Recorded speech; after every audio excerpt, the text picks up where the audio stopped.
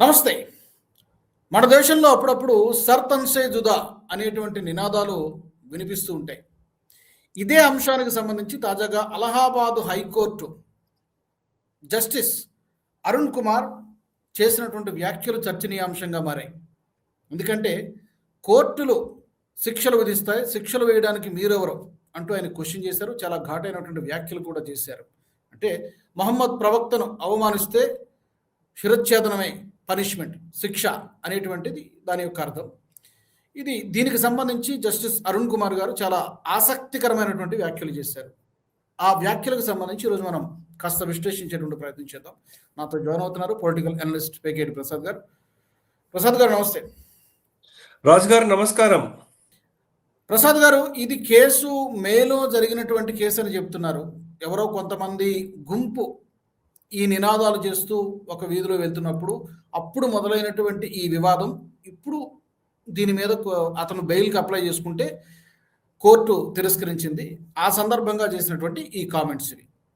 తలను నరకడం కాదు, శిక్షలు కోర్టులు వేస్తాయి, మీరెవరు నిర్ణయించడానికి. ఇక్కడ రాజుగారు మనకు చూసుకోవాల్సింది ఏంటంటే అసలు ఏంటి ఈ కేసు, అతనికి అసలు బెయిల్ ఎందుకు, అసలు ఇతను ఎందుకు అడిగాడు బెయిల్, అసలు ఈ సర్ తన్సే జుదా అనేది ఎక్కడి నుంచి వచ్చింది అన్నది మనం చూసుకోవాలండి. ముఖ్యంగా ఈ కోర్టు ఇతనికి బెయిల్ రిజెక్ట్ చేస్తూ ఒక స్టేట్మెంట్ ఇచ్చారు వాళ్ళు. అంటే ఇది చాలా చారిత్రకమైన ఒక తీర్పు. ఇంకా తీర్పు అంటే ఇది ఇంకా ఒక ఆర్డర్, కమెంట్స్ పాస్ చేశారు వాళ్ళు. దాంట్లో ఏంటంటే దీని ఇంప్లికేషన్స్ ఏంటంటే ఫ్రీ స్పీచ్, కమ్యూనల్ హార్మనీ, లేకపోతే ఇటువంటి ప్రొవోకేటివ్ స్టేట్మెంట్లు, స్లోగన్లు ఇచ్చినప్పుడు ఎలా హ్యాండిల్ చేయాలి అనేది ఒక మార్గదర్శకంగా ఉందండి. ఈ మీరు చెప్పారు అది మే అని చెప్పారు, ఇది మే కాదు. ఇది దీని కోర్టు డాక్యుమెంట్స్ ప్రకారంగా చూస్తే సెప్టెంబర్ 26వ తారీఖున జరిగింది. ఆ ఇన్సిడెంట్ దేనికి సంబంధించిందంటే ఇత్తెహాద్ ఈ మిలాద్ కౌన్సిల్ ఐఎంసి మౌలానా తకీర్ రజా హసన్ అనే వ్యక్తి బరేలీలో ఒక పోస్టర్లు ఐ లవ్ మొహమ్మద్ అని పెట్టారు. అప్పుడు ఎఫ్ఐఆర్ ఫైల్ చేసిన టైంలో పోలీస్ యాక్షన్లు తీసుకుంటున్నప్పుడు జరిగిన వైలెన్స్ లో అయ్యింది ఇది. ఇంకో విషయం అందరికీ ఏం చెప్పాలంటే, ముఖ్యంగా చాలా మంది ఐ లవ్ మొహమ్మద్ అన్న దానికి అక్కడ గొడవ జరగలేదు.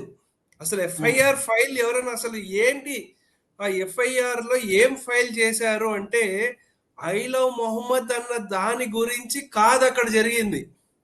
అక్కడ ఎఫ్ఐఆర్ లో ఫైల్ చేసింది ఏంటంటే ఈ ఐ లవ్ మొహమ్మద్, అక్కడ మీరు జనాలందరూ గుంపుగా వచ్చిన తర్వాత అక్కడ హిందూ జెండాలు వీటి మీద ధ్వంసం చేయడం మీద ఎఫ్ఐఆర్ ఫైల్ చేశారు.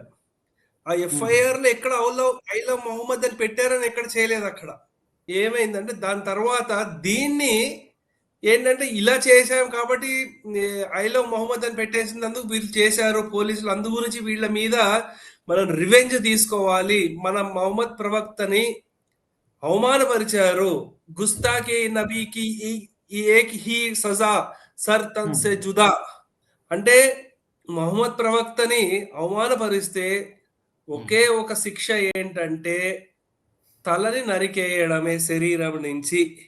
అది అర్థము. ఆ స్లోగన్స్ తో ఏం చేశారంటే ఈ పోలీసులు ఎవరైతే యాక్షన్ తీసుకుంటున్నారో వాళ్ళ మీద ఈ రాళ్లు విసరడాలు, పెట్రోల్ బాంబు విసరడాలు ఇటువంటివన్నీ జరిగాయండి. అయితే అప్పుడు ఏమైందంటే 11 ఎఫ్ఐఆర్లు ఫైల్ చేశారు, 110 మంది అరెస్ట్ అయ్యారు. దాంట్లో ఒక వ్యక్తి ఎవరైతే ఉన్నారో మొహమ్మద్ రిహాన్ అనే వ్యక్తి, ఆయన మీద ఏంటంటే ఈ వైలెన్స్ ని ఎవరిని తీసుకొచ్చారు, జనాల్ని రెచ్చగొట్టాడు అని చెప్పడము. ఇదివరకు చూస్తే మీరు మౌలానా తకీర్ రజా ఖాన్ ఆయన్ని కూడా అరెస్ట్ చేసి ఉంచారు. దాంతో పాటు ఇంకా ఇంకా 9 చార్జ్ షీట్లు ఫైల్ చేశారు. 77 మంది ఇంకా బయటే ఉన్నారు. ఇంకా అరెస్ట్ అవ్వలేరు. వాళ్ళు ఎక్కడ ఉన్నారు ఏంటి వాళ్ళ జాబితాలు తెలియదు. అయితే మీకు అసలు ఈ ఈ సర్ తన్సే జుదా అనేది అసలు ఎక్కడా లేదు. ఎందుకంటే ఇది ఉర్దూ లేక హిందీ శబ్దము. ఇది ఎక్కడ మనకి అరబిక్ లో ఎక్కడ లేదు. ఖురాన్ లో కూడా నాకు తెలిసి ఎక్కడ లేదు. అయితే ఇది ఫస్ట్ స్టార్ట్ అయింది ఏంటంటే ఇది పాకిస్తాన్ లో స్టార్ట్ అయింది. పాకిస్తాన్ లో జూన్ 2009 లో ఆసియా నూరీన్ అనే ఒక క్రైస్తవ మహిళ పొలంలో పనులు చేసుకుంటే నీళ్లు తోడడంలో ఆవిడ నీళ్లు తీసుకుంటే ఈ నీళ్లు కలుషితం అయిపోయాయి అని, అంటే ముస్లిమేతర వాళ్ళు ఆ నీళ్లను ముట్టుకుంటే ఆ నీళ్లు కలుషితం అయిపోయాయి అన్న గొడవలో ఆవిడ మహమ్మద్ ప్రవక్తకి వ్యతిరేకంగా కొన్ని రిమార్క్స్ చేశారు అని అక్కడ గొడవ అయింది. అక్కడ ఉండే లోకల్ మనకి టరిక్స్ అంటారు, వాళ్ళు మత పెద్దలు, వాళ్ళు ఇలా చేయకూడదు, section 295C Pakistan penal code అవన్నీ వాటి మీద వేసి ఈమె మీద డెత్ పెనాల్టీ వేయాలన్నారు. అయితే అయిన తర్వాత దాన్ని మళ్ళీ ఆవిడ కోర్టుకి వెళ్ళడం అయింది. అక్కడ కోర్టులో వాళ్ళు కూడా డెత్ వేయాలి, హ్యాంగింగ్ చేసేయాలి అన్నారు. లాహోర్ కోర్టుకి వెళ్ళింది అక్టోబర్ 2014 లో. అప్పుడు వాళ్ళు ఏంటంటే వాళ్ళు కూడా కన్విక్షన్ డెత్ సెంటెన్స్ అన్నారు. 2018 లో పాకిస్తాన్ సుప్రీం కోర్ట్ ఏమందంటే ఈమెని మేము వాళ్ళు వదిలేయచ్చు, దీని మీద సఫిషియెంట్ అంటే ఎవిడెన్స్ లేదు కాబట్టి వీడిని వదిలేయండి అన్నారు. అనిన తర్వాత మళ్ళీ విపరీతమైన ప్రొటెస్ట్లు స్టార్ట్ అయ్యాయి. అయిన తర్వాత అక్కడ ఏంటంటే ఇమ్రాన్ ఖాన్ అప్పుడు ప్రైమ్ మినిస్టర్ గా ఉండేటప్పుడు అతను ఏం చేశాడంటే సరే ఈ రివ్యూ పిటిషన్ చేస్తామని చెప్పి దాన్ని మళ్ళీ అలాగే ఉంచేసి రివ్యూ పిటిషన్ మళ్ళీ వేస్తే జనవరి 2019 లో అక్కడ దాన్ని క్యాన్సిల్ చేసేసారు. రివ్యూ ఏం కాదు, దీన్ని డిస్మిస్ చేశారు. అయితే మళ్ళీ మే 2019 లో ఆవిడ ఆ దేశాన్ని వదిలేసి వెళ్ళిపోయి కెనడాకి వెళ్ళిపోయారు అనమాట. అంటే దీనికి ఆ సపోర్ట్ గా నిలిచిన వాళ్ళు ఎవరు అంటే ఇది ఎంత పెద్ద కేసు అయిందంటే వాటికన్ వరకు వెళ్ళింది. పోప్ బెనిడిక్ట్ కూడా ఎవరైతే ఉన్నారో ఆవిడని ఇమీడియట్ గా రిలీజ్ చేయాలన్నారు. అయితే వీటికి సపోర్ట్ గా నిలిచిన పంజాబ్ గవర్నర్ అప్పుడు సల్మాన్ తసీర్, ఫెడరల్ మినిస్టర్ షాబాజ్ భట్టి వీళ్ళిద్దరిని చంపేశారు అనమాట 2011 లో. ఎందుకంటే ఈవిడని సపోర్ట్ మాట్లాడారు అని. అంటే అంత తీవ్రంగా అప్పుడు జరిగింది. అప్పుడు ఏంటంటే అప్పుడు 2011 లో అక్కడ ఉండే ముల్లా కాదిం హుసేన్ రిజ్వీ అన్నాడు అనమాట ఈ మాట, సర్ తన్సే జుదా అనేది. సో ఆ పదాన్ని పట్టుకుని ఇంకా ప్రతిదానికి ఏం జరిగినా సరే సర్ తన్సే జుదా అనేది వచ్చింది. అయితే మనకి ఇక్కడ చూసుకోవాల్సింది ఏంటంటే కోర్టు ఆర్డర్ ఏమిచ్చింది, కోర్టు అబ్జర్వేషన్స్ ఏమిచ్చింది, ఎందువల్ల ఈ వ్యక్తి రిహాన్ బెయిల్ ని ఎందుకు వాళ్ళు రిజెక్ట్ చేశారనే కారణాలు చూసుకోవాలి. ఒకటి ఏంటంటే సెక్షన్ 152 భారత న్యాయ సంహిత ప్రకారము ఎటువంటి స్లోగన్స్ ఏమైనా ఇచ్చినా సరే వైలెన్స్ గవర్నమెంట్ కి ఎగెన్స్ట్ గా ఉన్నప్పుడు వాళ్ళు శిక్ష అర్హులు. అయితే దీని ఇంపాక్ట్ ఏంటి అంటే ఏదైనా ఒక స్లోగన్ ఇచ్చాము అంటే జనాలకి వ్యతిరేకంగా లేకపోతే వైలెన్స్ చేయడానికి రెచ్చగొట్టినట్టు ఉంటే అది దేశానికి వ్యతిరేకము అని చెప్పడం జరిగింది. అయితే ఇక్కడ వాళ్ళు కోర్టు కూడా ఇంకోటి కూడా ఏమన్నారంటే కొన్ని డివోషనల్ ఉంటాయి, మీరు అల్లాహు అక్బర్ అనుకోండి, జై శ్రీరామ్ అనుకోండి, హర్ హర్ మహాదేవ్ అనండి, లేకపోతే అలిలుయా ఇలా ఇటువంటివి అనుకో, అవి డివోషనల్, అవి వేరే వాళ్ళు రెచ్చగొట్టడానికి ఉండదు. కానీ సర్ తన్సే జుదా అనడము ఒక అధికారాన్ని, శిక్షించే అధికారాన్ని చేతుల్లో తీసుకుని మీరు చేయడము. ఇంకా కోర్టు కూడా ఏమన్నారంటే అక్కడ జడ్జి గారు చెప్పింది ఏంటంటే అసలు ఈ స్లోగన్ కోర్ ఇస్లామిక్ వాల్యూస్ కే ఎగేన్స్ట్ అని చెప్పారు. ఎక్కడ మీ ఖురాన్ లో కానీ హదీత్ లో కానీ ఎక్కడ దీనికి బేసిసే లేదు అని చెప్పారు. వారు ఇచ్చిన ఎగ్జాంపుల్స్ కూడా కొన్ని ఏం చెప్పారంటే మహమ్మద్ ప్రవక్త గారు ఎక్కడైనా సరే వారిని అగౌరవపరిచినప్పుడైనా సరే, ఎవరైనా వారిని అగౌరవపరిచిన అటువంటి వాళ్ళని కూడా క్షమించారు అని కొన్ని చోట్ల ఎవరు రిఫరెన్స్ కూడా ఇచ్చారు అక్కడ. అంటే మీరు రిలీజియన్ ఆఫ్ ద పీస్ అంటారు, మీ గురువు గారు మీ ప్రవక్త అయిన వారు కూడా ఏమనలేదు. మీరు ఈ స్లోగన్ ని తీసుకొచ్చి చట్టాన్ని మీ చేతిలో ఎలా తీసుకుంటున్నారు అని చెప్పడం జరిగింది.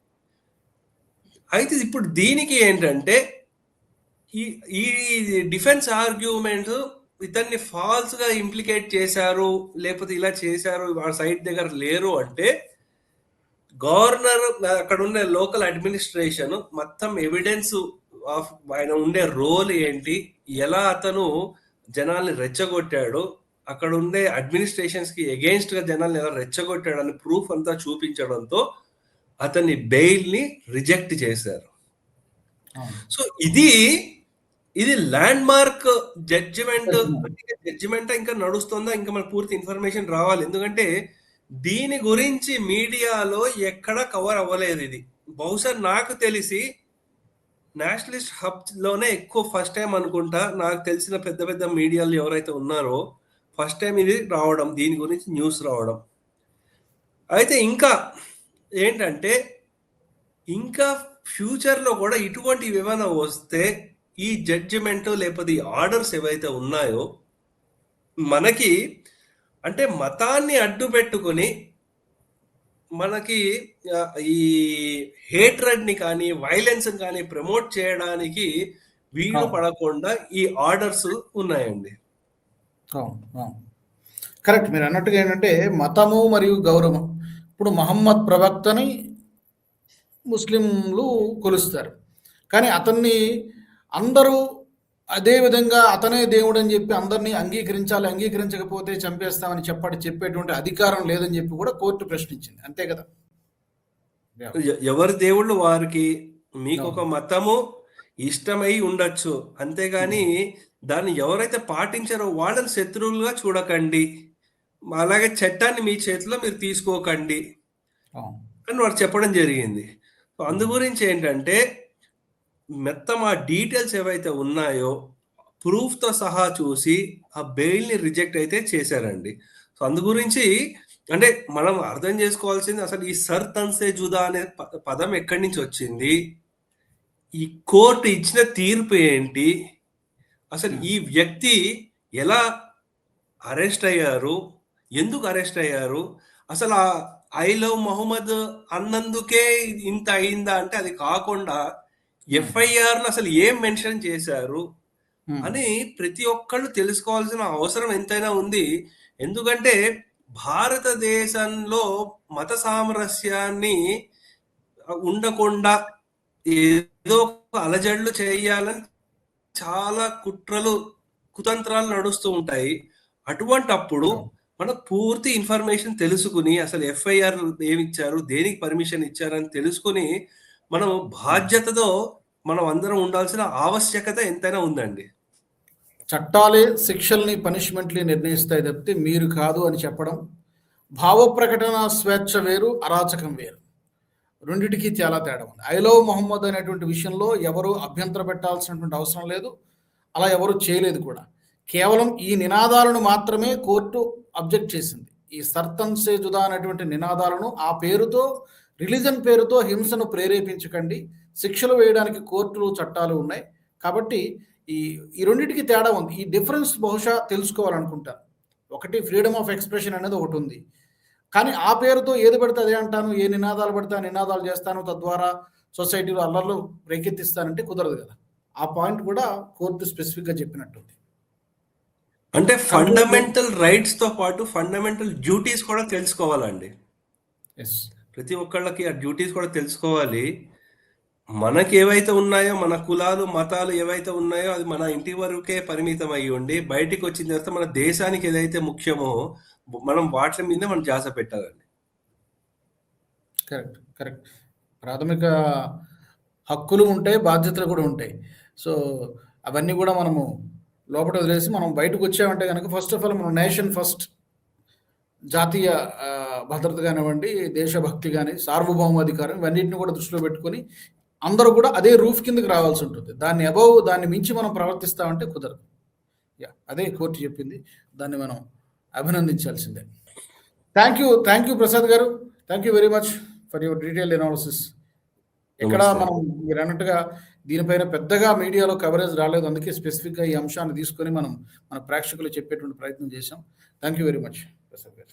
మరి మా ప్రేక్షకులు కూడా ఈ అంశానికి సంబంధించి మీ విలువైనటువంటి అభిప్రాయాలను తప్పకుండా తెలియచేయండి. ఈ సర్ తన్సే జుదా నినాదాలకు సంబంధించి అలహాబాద్ హైకోర్టులో జస్టిస్ అరుణ్ కుమార్ గారు చేసినటువంటి వ్యాఖ్యలు, అతని బెయిల్ను, రియాజ్ అయినటువంటి వ్యక్తి యొక్క బెయిల్ను తిరస్కరించడము, దీన్ని, ఈ పరిణామాలను, ఈ విశ్లేషణ పైన మీ అభిప్రాయాలను తప్పకుండా కామెంట్ సెక్షన్లో తెలియచేయండి. మనం మరొక వీడియోలో మళ్ళీ కలుసుకుందాం.